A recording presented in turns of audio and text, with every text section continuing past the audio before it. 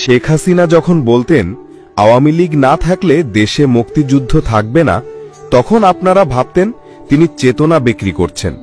এখন সত্যতা পেয়েছেন। তিনি যখন বলতেন একটি দেশের কথা মতো আমি যদি সেন্ট মার্টিন বন্দর ও করিডর দিয়ে দেই তাহলে আজীবন ক্ষমতায় থাকতে পারব, তখন আপনারা ভাবতেন ক্ষমতায় থাকার জন্য এইসব বলছেন তিনি। এখন সত্যতা পেয়েছেন। শেখ হাসিনা যখন বলতেন তাদের স্বার্থ হাসিলের জন্য তারা ডক্টর ইউনূসকে ক্ষমতায় বসাতে চায়, আপনারা বলতেন তিনি ব্যক্তিগত শত্রুতা থেকে এসব বলছেন। এখন সত্যতা পেয়েছেন। শেখ হাসিনা যখন বলেছিল কোটা আন্দোলন একটা বিদেশি ষড়যন্ত্র, আপনারা কান দেননি। এখন বুঝতে পেরেছেন। শেখ হাসিনা যখন বলেছিল জঙ্গিবাদ ও মৌলবাদ দেশের মূল সমস্যা, আপনারা বলতেন সবই নাটক। এখন সবকিছুই দিনের আলোর মতোই ফকফকা। অপেক্ষা করুন আরো অনেক